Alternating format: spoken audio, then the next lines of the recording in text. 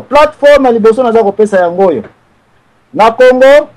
Papa Bamba dès le départ en 1960 azali na ba rôle en tant que chef ya parlement, soit le congressiste, sinon que yem tozaki boss chef ya congrès. Toyebi ete pouvoir législatif ezali pouvoir eleki makasi na pays.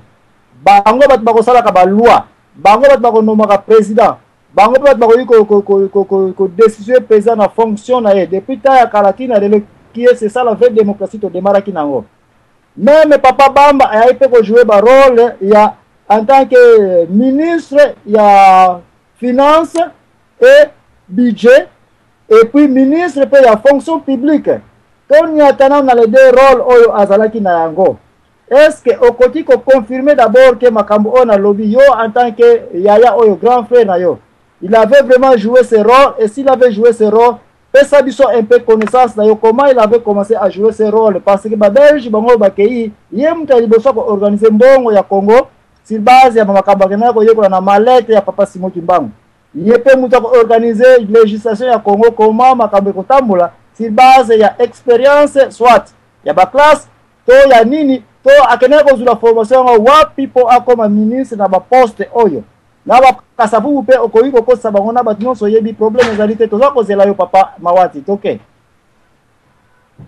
to bana nengeni to ko bana makambo ya Kimbangu to bana makambo indépendant bon makambo ya Kimbangu to tiana entre parenthèses mais ok indépendance oui bon indépendance soko ba yebite na yebite peut-être ba yebi ko buka lukuta izamabe makambo na biso nous sommes tous les petits, mais yokana.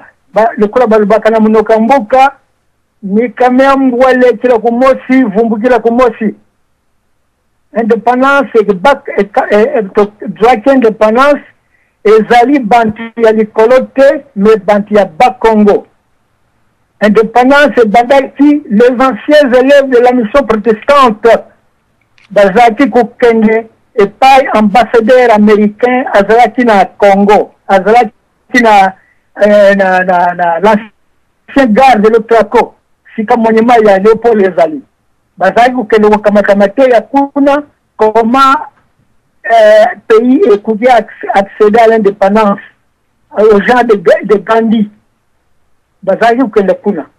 Alors boy azali kusala kuna na ambassadeur azalaki comme les Mutangonda, il y a Boko, il y a Mtumfieridis. Les anciens élèves de la mission protestante. Donc les grands frères étaient là-dedans.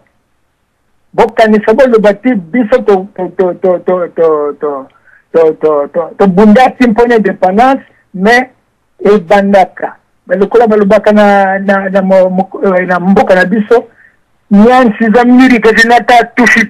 c'est-à-dire que banzinzi mingi bamemaka tushite kaka oya mike nde bamemaka tushi c'est la majorité la minorité.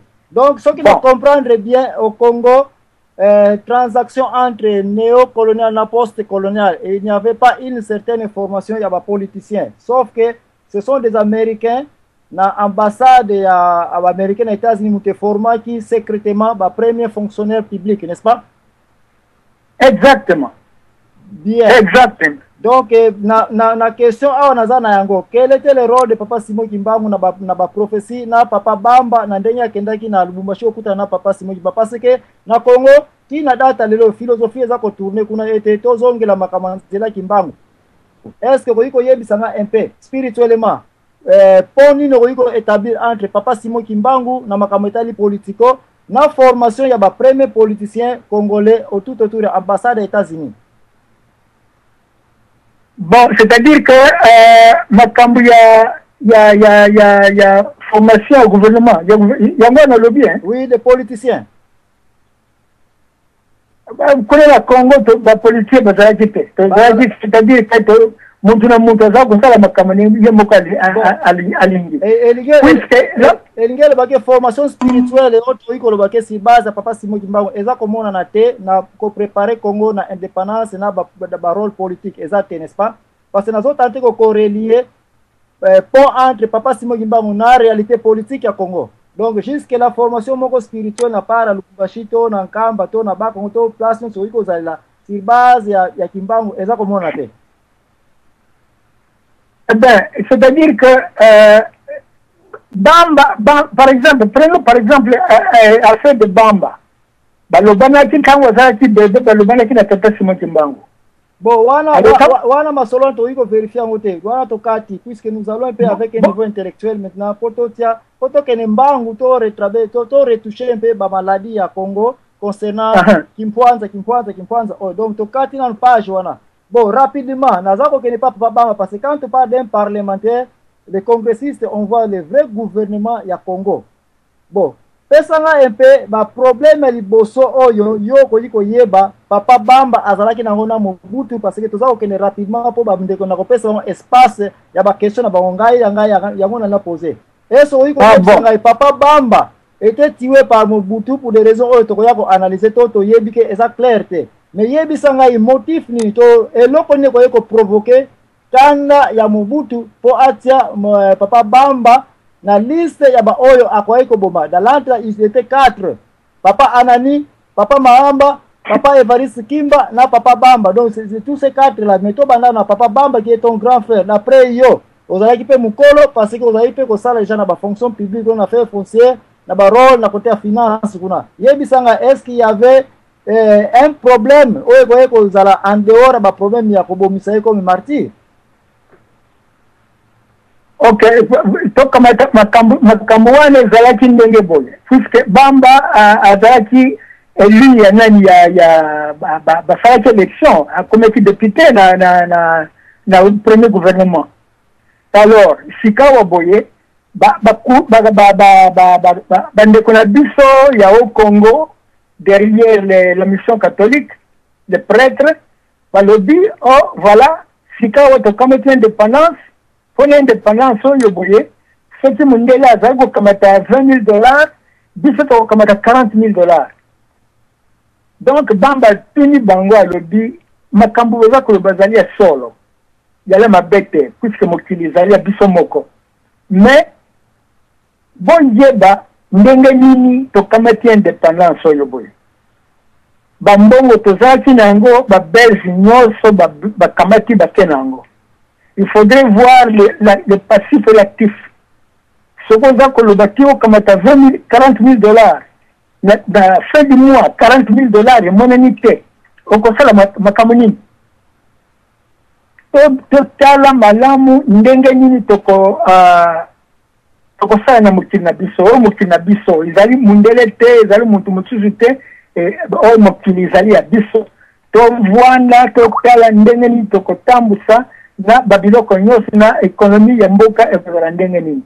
Mais accord ezalaki te bakamarade na biso bangala balingaki te baboyaki ezali boye te oyo bino bozali sika oyo tozala nani oyo occasion alors on profite avantage yango wana mais koyokana wana ezalaki te.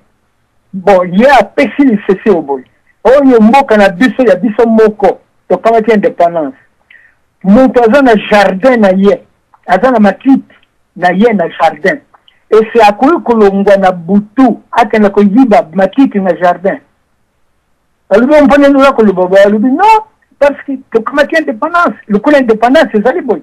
Mais tous à la sincère, tout le bon makambo ya solo na batu ba yebati to ko dise pays. De yangwana makambo nyoso wana ekumi na mikakatonizaki la kati.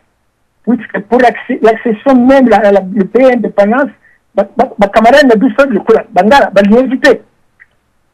Balingaki bazalaki derrière les prêtres catholiques. Bazalaki derrière. Bien, oui, continuez. Et après, à l'accession à l'indépendance, ce qu'on peut éviter. Gouvernement belge azalaki décidé à occuper militairement l'entièreté du Congo. Ndenge zaki ndenge nini na Kamina militaire belge dans base Kamina na Kitona bazalaki awa na njili na aéroport ya njili na plafond ya aéroport ba militaire bazalaki kuna na ba prêtre catholique bazalaki kuna na aux environs à Elisabethville bayokanaki que après l'indépendance toko occupé militairement le Congo. Eh ben bantu bazalaki kusala na njili baye koloba makambo na grand frère na ngai na bamba. Voilà, lukolo tozali kosala na njili ba militaire belge bazali na likolo ya plafond.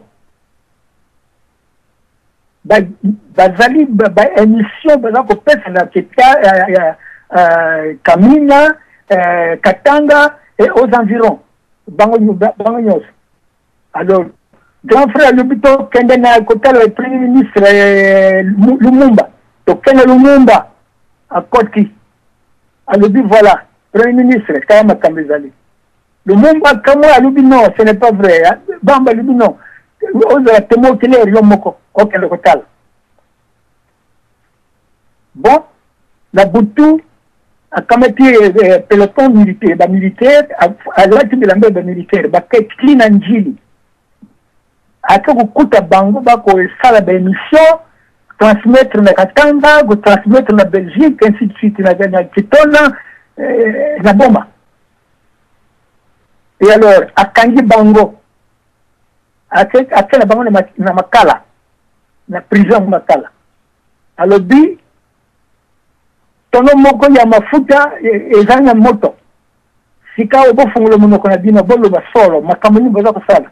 En même temps bobina ça Lumumba. Abini simbango ça Lumumba.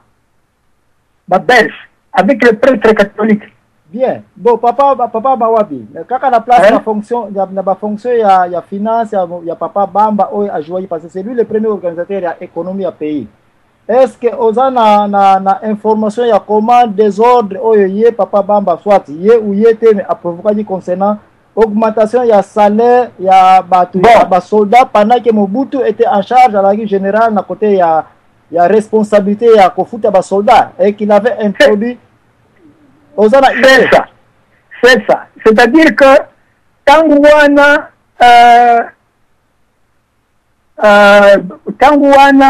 Bamba a droiti vision. Je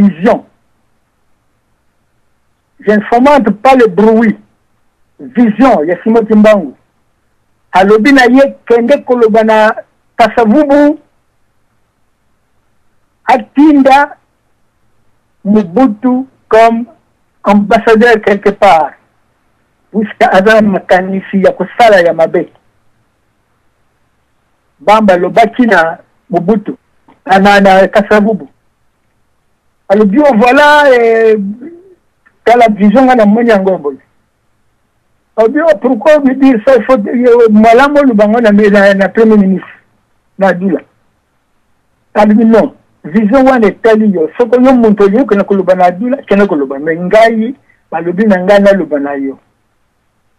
Il y a quelque chose qui se trame à la coulisse. Il a ambassadeur.